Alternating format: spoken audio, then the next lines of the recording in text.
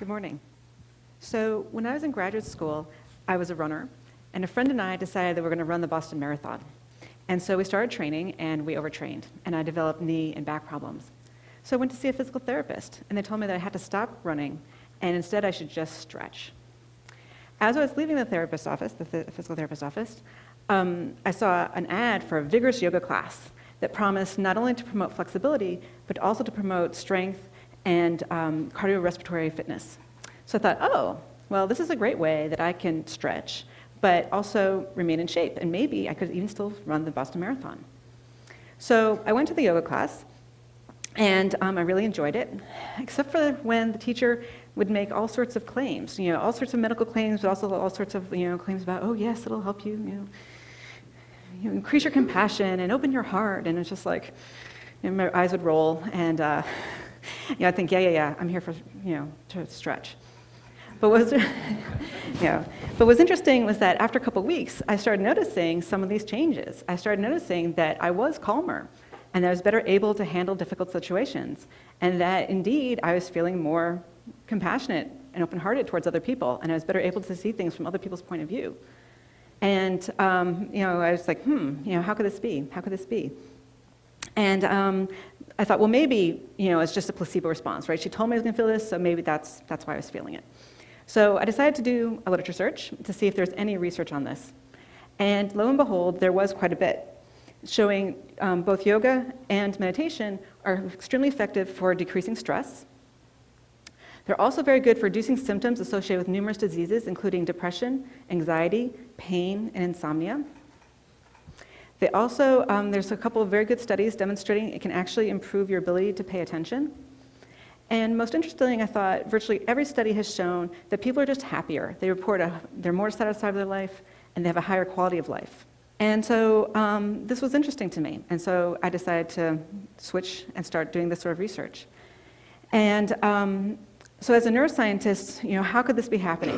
How can something as silly as a yoga posture or sitting and watching your breath, how could that lead to all these sorts of different types of changes? So what we know is that whenever you engage in a behavior over and over again, that this can lead to changes in your brain. And this is what's referred to as neuroplasticity. And what this just means is that your brain is plastic and that the neurons can change how they talk to each other with experience. And so and there was a couple of studies demonstrating that you can actually detect this using machines like the MRI machine. The first study was with juggling. They took people who had never ever juggled before, and they scanned them, and then they taught them how to juggle, and they said, keep practicing for 3 months. Then they brought them back after 3 months, and they scanned them a second time, and they found that they could actually detect with the MRI machine changes in the amount of gray matter in the brain of these people in areas that are important for detecting visual motion.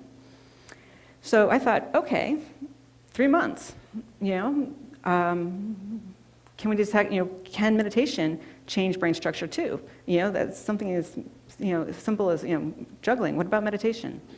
So the first study we did, we recruited a bunch of people from the Boston area, and these were not monks or meditation teachers. These were just average Joes who on average practice meditation about 30 or 40 minutes a day. And we put them in the scanner, and we compared them to a group of people who are demographically matched, but who don't meditate. And what we found is this, that there were indeed several regions of the brain that had more gray matter in the meditators compared to the controls. One of the regions I'm going to point out to you is here in the front of the brain. It's an area that's important for working memory and executive decision making. And what was interesting about it was when we actually plotted the data versus their ages. So here in the red squares, that's the controls. And this is something you see actually, it's been well documented that as we get older, not just there, but across most of our cortex, it actually shrinks as we get older. And this is part of the reason why as we get older, it's harder to figure things out and to remember things. And what was interesting was that in this one region, the 50-year-old meditators had the same amount of cortex as the 25-year-olds, suggesting that meditation practice may actually slow down or prevent the natural age-related decline in cortical structure. So now the critics, and there were many critics, said, well, meditators, they're weird. Maybe they're just like that before they started practicing, right? Or a lot of them, they're vegetarians, so maybe it has something to do with their diet or something else with their lifestyle, Couldn't possibly be the meditation, it had something else, right? And to be fair, that could be true. This first study could not address that. So we did a second study. In this study, what we did is we took people who had never meditated before, and we put them in the scanner, and then we put them through an 8-week meditation-based stress reduction program, where they were told to meditate every day for 30 to 40 minutes. And then we scanned them again at the end of the 8 weeks, and this is what we found. So what you can see is that several areas became larger. In this slide, we can see the hippocampus. And in the graph, the controls are in blue and the meditation subjects are in red. And what we see is that the hippocampus, and this is an area that's important for learning and memory. It's also important for emotion regulation. And what's interesting is there's less gray matter in this region in people who have depression and PTSD. Another region we identified was the temporal parietal junction, which is here above your ear.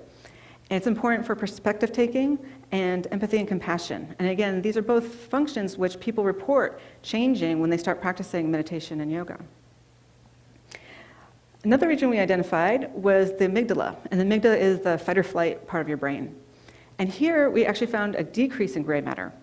And what was interesting was that the change in gray matter was correlated with the change in stress. So the more stress reduction people reported, the smaller the amygdala became. And this was really interesting because it's sort of the opposite and parallel of what some animal studies have shown.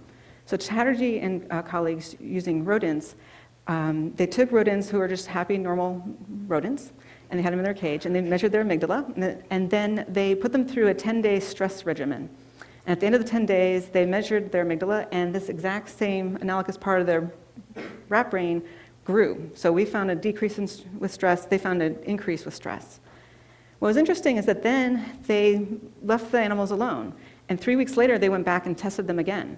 And 3 weeks later, that same part of the amygdala was still large, and the animals, even though they were in their original cages where they were happy, were still acting stressed out. So they, were cowering in the corner, and they just weren't exploring the space the way they had before.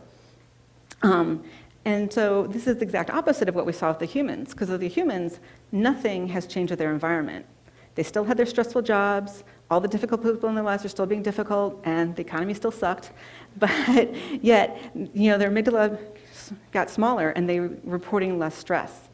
And so together, these really showed that the change in the amygdala, it's not responding to the change in the environment, but rather it's representing the change in the people's reaction and relationship to their environment. And then the other thing that the study shows us is that it wasn't just that people were saying, oh, I feel better, or that it was a placebo response, or that they were trying to please us, that there was an actual neurobiological reason why they were saying they felt less stressed. And so the idea that I'd like to share with all of you today is that meditation can literally change your brain. Thank you.